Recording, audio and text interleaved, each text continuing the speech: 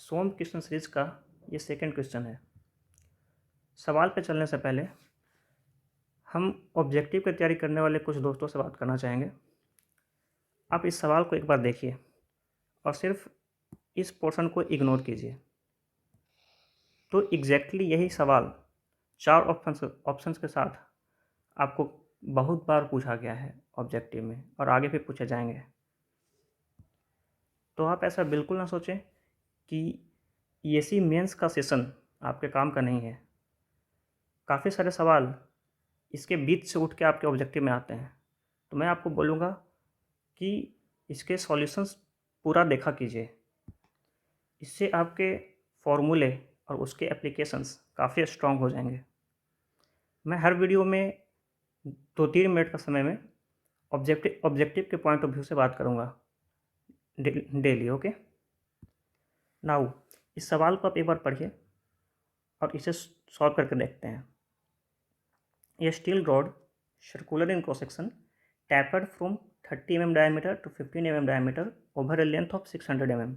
Tapered बार के case में आपको इलोंगेशन का फॉर्मूला याद करने के लिए याद करते ही होंगे आप लोग।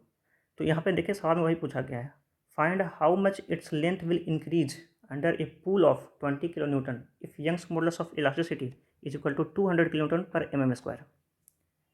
तो इसके लिए हम लोग क्या फॉर्मूला यूज़ करते हैं, इसमें 4 ऑप्शन आपको दे दिए जाएंगे।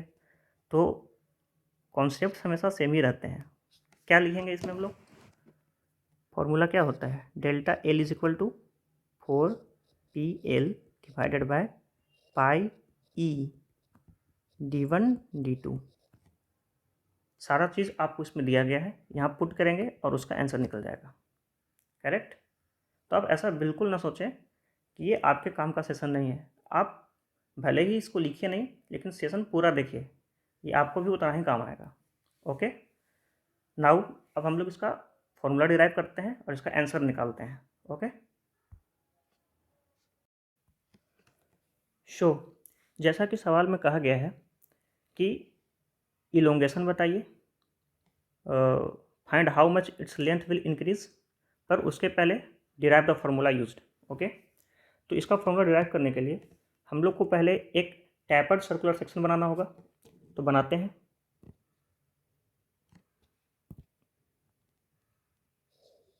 टैपर्ड सर्कुलर सेक्शन, अगर वीडियो आप लोग को स्लो लगे तो आप लोग स्पीड बढ़ा लीजिएगा अपने एंड से। ओके, टैपर्ड सर्कुलर सेक्शन, इसका स्मॉलर डाया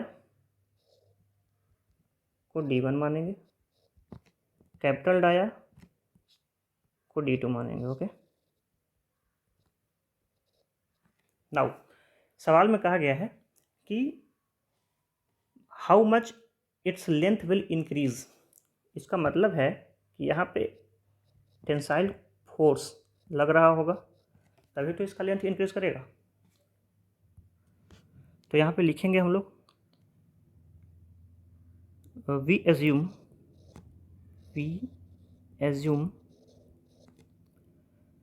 ए टैपर्ड बीम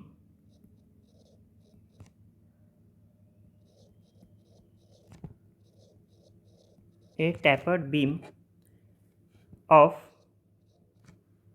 इसका लेंथ L मानेंगे, of length L and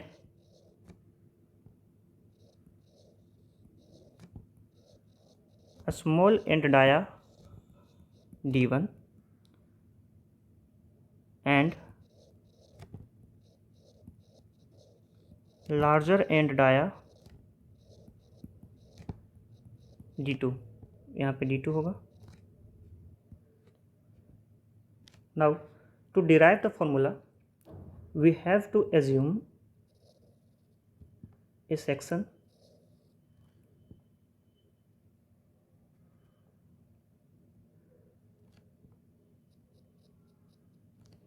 at a distance of x from a smaller end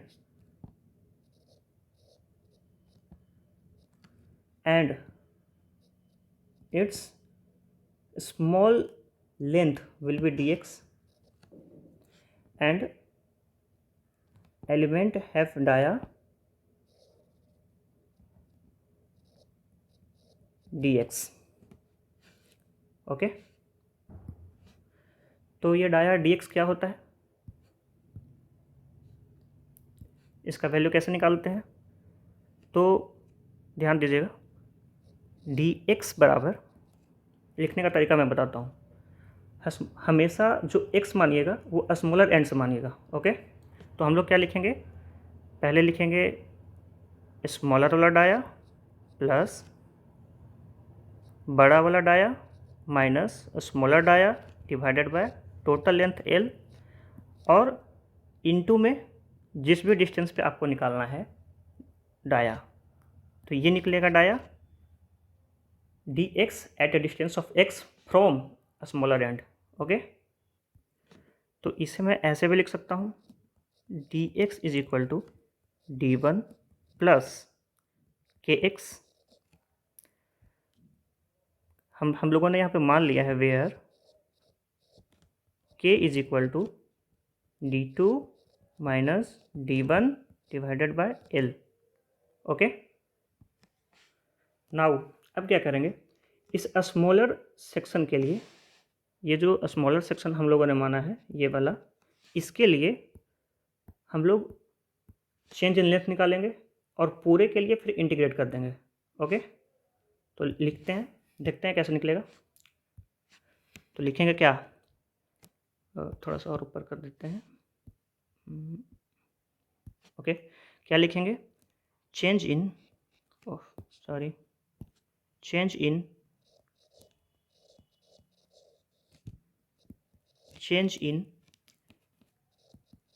the length of element of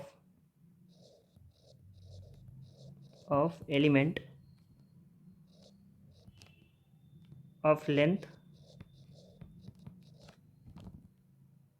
dx is equal to कितना आएगा, d delta l। अब ये delta l क्या है, तो जितना चेंज इन लेंथ इस पूरे बॉडी के लिए आएगा, इस पूरे बॉडी के लिए आएगा, उतना ही तो इस एलिमेंट के लिए भी आएगा। तो वही हम लिख रहे हैं कि चेंज इन लेंथ जितना एलिमेंट में आएगा कितना आएगा, जितना पूरे बॉडी में आएगा। ओके, तो हम लोग क्या लिख सकते हैं, तो हम लोग ये लिख सकते हैं, अब ये लिख सकते हैं कि जो चेंज इन लेंथ, सॉरी, जो चेंज इन लेंथ dl आएगा वो क्या होता है, PL/AE होता है, पर यहाँ पे l तो नहीं होगा क्योंकि हम लोग स्मॉल एलिमेंट के लिए लिख रहे हैं, स्मॉल एलिमेंट dx के लिए लिख रहे हैं, इसके लिए लिख रहे हैं। ओके, तो हम लोग लिखेंगे, ओह आई एम सॉरी, हम लोग लिखेंगे P dx जो कि हमारा स्मॉल एलिमेंट का लेंथ है divided by AE। Okay, now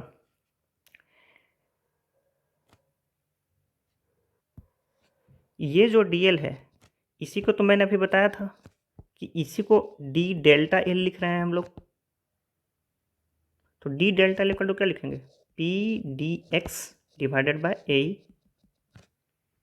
correct, कहीं कन्फ्यूज़न होगा तो कमेंट सेक्शन में आप पूछिएगा। ओके, नाउ इसी को लिख सकते हैं d डेल्टा l का इंटीग्रेशन करेंगे, पूरे एलिमेंट का इंटीग्रेशन करेंगे, पूरे सेक्शन का मिल जाएगा हमको।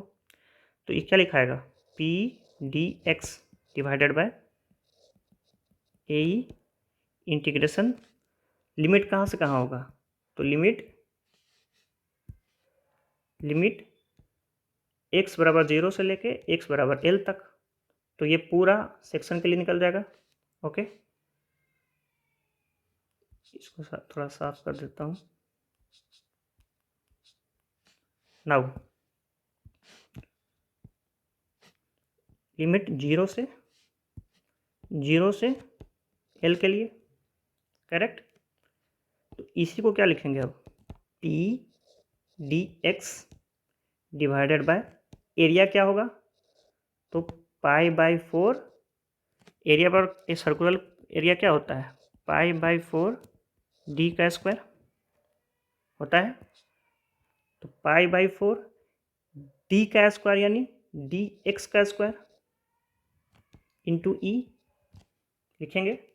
तो इसी को हम लोग क्या लिख सकते हैं, P D x divided by pi by 4 and D x is how much, D one plus k x का स्क्वायर इंटू ई। करेक्ट। यहाँ इंटीग्रेशन छूट गया है 0 से L, यहाँ भी होगा 0 से L। Okay, now move further. क्या होगा, तो इसी को ऐसे लिख सकते हैं हम लोग, integration of D delta L क्या बन जाएगा, डेल्टा एल, ये इंटीग्रेशन से डी खत्म हो जाता है, पता ही होगा आप लोगों को। तो D L is equal to, इसका 4 को ऊपर भेज देते हैं और पाई ऐसे ही रहेगा, तो क्या बन जाएगा 4 P D x divided by pi D one plus k x का होल स्क्वायर इंटू ई। ये इंटीग्रेशन होगा 0 से L। अब कांस्टेंट टर्म को बाहर ले लेते हैं। कांस्टेंट टर्म क्या क्या है, 4 पी, क्योंकि जो भी लोड लग रहा होगा वो कांस्टेंट होगा, एक वैल्यू होगा, डिवाइडेड बाय पाई ई का वैल्यू कांस्टेंट होगा, इंटीग्रेशन ऑफ 0 से L क्या बन जाएगा, क्या लिखाएगा, d x divided by d one plus k x whole square. Now इसका इंटीग्रेशन करेंगे, इसका इंटीग्रेशन तो आप कर ही सकते हैं, मैं छोटा सा हिंट देता हूँ यहाँ पे, अगर फिर भी दिक्कत होगा तो बताइएगा, एक वीडियो में बना दूंगा इस पर। जैसे ये इंटीग्रेशन किस फॉर्म में है, ये है 1 डिवाइडेड बाय कोई कांस्टेंट 5 प्लस 3x का होल स्क्वायर, इस फॉर्म में है इंटीग्रेशन। तो इसका इंटीग्रेशन कैसे करते हैं, इंटू डी एक्स। तो इसके लिए 5 प्लस 3x को t मान लीजिए, तो यहाँ से क्या, इसको डिफ्रेंशिएट करेंगे तो क्या आएगा, 5 प्लस, सॉरी क्या आएगा, कांस्टेंट का डिफ्रेंशिएशन 0 हो जाता है और x का डिफ्रेंशिएशन जो आगे कोफिशिएंट है वो होता है। तो 3 is equal to D T by D X. तो यहाँ से डी एक्स निकालते हैं तो क्या आता है, डी टी डिवाइडेड बाई 3। कहने का ये मतलब है कि x के आगे का कोफिशिएंट है वो नीचे आ जाता है बाहर। ओके, आप ऐसे ही इसको कल करके देखिएगा, फिर भी प्रॉब्लम होगा तो बताइएगा, एक सेपरेट इसका वीडियो मैं बना दूंगा। ओके ओके, तो इसका इंटीग्रेशन करेंगे तो क्या निकल के आएगा, 4p divided by pi E -1 divided by के बाहर आ जाएगा, d1 प्लस के एक्स 0 से L लिमिट। अब माइनस कैसे आया, तो आप जानते ही होंगे इंटीग्रेशन 1/x² का करते हैं तो क्या आता है, x के पावर -2 के फॉर्म में आ गया। अब इसका इंटीग्रेशन करेंगे तो x के पावर n का इंटीग्रेशन क्या होता है, x के power n+1 divided by n+1। तो -2 के लिए क्या हो जाएगा, तो x के पावर -2 + 1 डिवाइडेड बाय -2 + 1, यानी कि -x⁻1, सॉरी -1। तो ये क्या आ जाएगा, -1/x। तो ऐसे ही निकल के आता है, आप एक बार करके देखिए, आप खुद से आ जाएगा। ओके, नाउ डेल्टा एल क्या आएगा, अब यहाँ से delta L is equal to, limit put करेंगे तो 4p divided by pi E d1 d2, ये डायरेक्टली निकल के आ जाएगा। आपको अगर एग्ज़ाम में कन्वेंशनल में लिखना हो तो आप इस स्टेप के बाद डायरेक्टली ये फॉर्मूला लिख सकते हैं, कोई मार्क्स नहीं कटेंगे। ओके, तो ये फॉर्मूला डिराइव हो गया। नाउ ये हुआ first part of the question. Second part of the question में क्या कह रहा है कि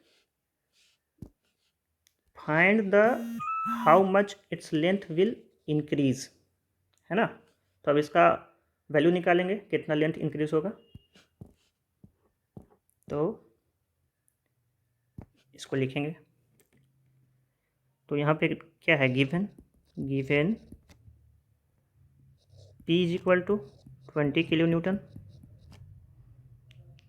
अगर इसको न्यूटन में चेंज करेंगे तो क्या लिख सकते हैं, 20 into 10⁻³ newton. And D1 is equal to 15 mm, D2 is equal to 30 mm, and length is equal to 600 mm दिया गया है। आई थिंक मैंने सही लिखा है, एक बार चेक कर लेते हैं।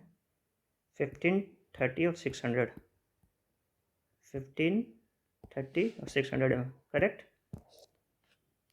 नाउ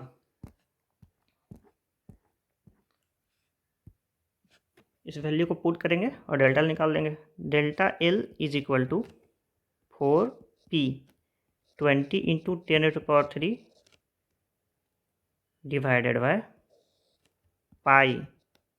ई का वैल्यू कितना गिवन है, ई का value 200 kilo newton per mm square. Okay, 200 kilo newton per mm square, 200 kilo newton में दिया गया है। E is equal to 200 kilo newton per mm square. तो किलो न्यूटन को न्यूटन में चेंज कर देंगे, तो into 10⁻³ into 10⁻³ into D1 is 15 and D2 is 30। I think कुछ छोटा है, यहाँ पे L भी आएगा, तो इंटू लेंथ 600, करेक्ट। तो यहाँ से डेल्टा L इक्वल टू कितना आएगा, इसको कैलकुलेट करेंगे तो वैल्यू निकल के आएगा 0.1697 mm। यही पूछा गया था। तो ऑब्जेक्टिव के पॉइंट ऑफ व्यू से बस इतना ये इम्पोर्टेंट था, और बाकी कन्वेंशनल के लिए ये पूरा आपको लिखना होगा और ये सही होगा। ओके, अगर किसी भी तरह का कोई प्रॉब्लम होता है आप कमेंट में बताइएगा और मैं उसको सॉल्व कर दूंगा। Okay, thank you.